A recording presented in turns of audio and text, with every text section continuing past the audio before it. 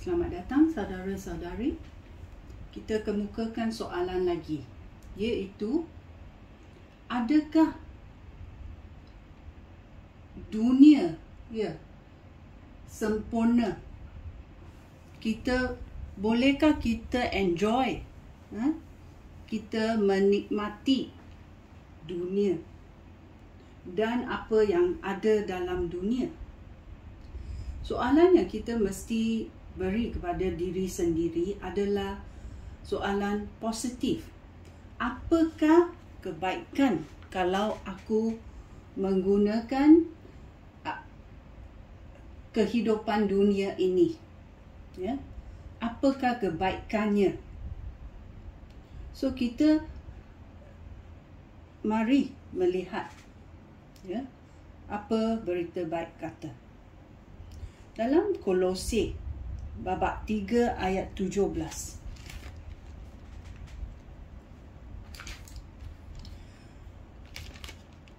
Dia berkata, segala sesuatu yang kamu lakukan atau apa yang kamu katakan haruslah dilakukan demi nama Tuhan Yesus sambil bersyukur kepada Tuhan Yesus. Sambil bersyukur kepada Allah Bapa bagi apa yang dilakukan oleh Tuhan Yesus untuk kami. Adakah kita bersyukur? Bila kita melihat duniawi ini dan kita mengakibatkan diri kita dalam benda-benda seperti menagih dada, melihat benda-benda lucah, bercakap bohong, menipu, bongkak, adakah ini yang kita lakukan itu sesuatu yang memuliakan nama Yesus? Adakah kita bersyukur kepada Allah Bapa bila kita melakukannya? So kita mesti selidiki diri kita sendiri. Bukan semua benda tak boleh buat di dunia ini. Adakah dia memberi manfaat kepada kita? Dalam 1 Korintius babak 10 ayat 31 berkata, apa saja yang kamu lakukan, sama ada makan ataupun minum, lakukanlah semuanya untuk memuliakan Allah. Bila kamu makan, minum, adakah kamu memuliakan Allah? Adakah kamu berterima kasih kepada apa yang Tuhan kurniakan kepada kamu? Dalam 1 Korintius babak 6 ayat 12 berkata,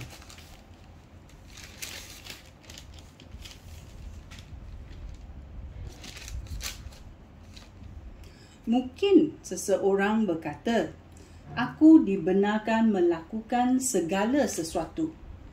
Betul, tetapi tidak semuanya berfaedah bagi kamu. Apa pun dapat berkata bahawa aku dibenarkan melakukan segala sesuatu, tetapi aku tidak akan membiarkan sesuatu pun memperhambakan diri aku.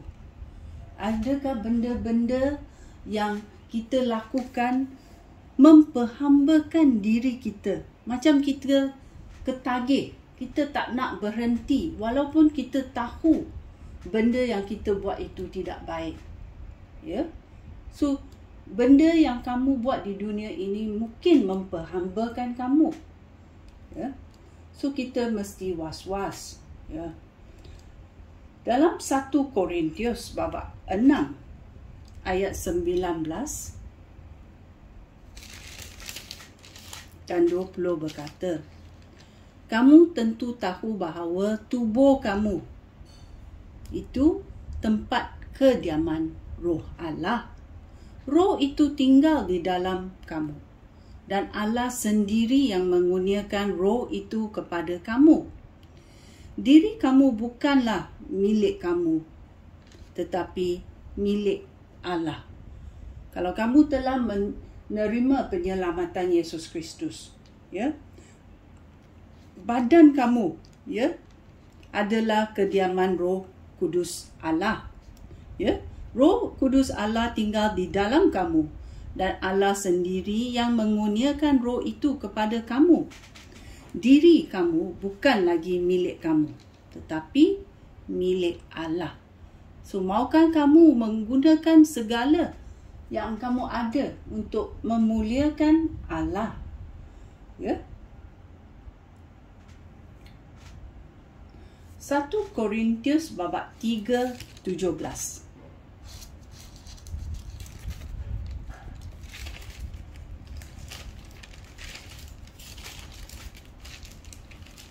Dia berkata, oleh itu, jika seseorang memusnahkan tempat kediaman Allah, Allah pun akan memusnahkan orang itu. Kerana tempat kediaman Allah itu khas untuk Allah dan kamulah tempat kediamannya. So, apa yang kita lakukan dalam badan kita sangat penting. Ya, kalau kita memusnahkan, ya, badan kita, iaitu tempat mezbah Tuhan, ya, apakah kamu ingat Tuhan akan buat? Ya, kerana kamu tempat kediamannya. So, kita mesti tahu macam mana, ya, menyayangi badan kita. Kerana badan kita adalah tempat kediaman Tuhan. Dalam 2 Korintius babak 6 ayat 17. 2 Korintius babak 6 ayat 17 berkata, oleh itu, tinggalkanlah orang yang tidak mengenal Allah dan asingkan diri daripada mereka. Janganlah berhubungan dengan sesuatu pun yang najis, maka aku akan menerima kamu. Ya, kalau kamu bergaul dengan orang-orang jahat yang mempengaruhi kamu untuk membuat benda-benda jahat, ya, benda-benda yang najis, maukah sungguhkah kamu melepaskan diri atau berpisah dengan orang-orang ini? Ya, so amaran itu sangat kuat.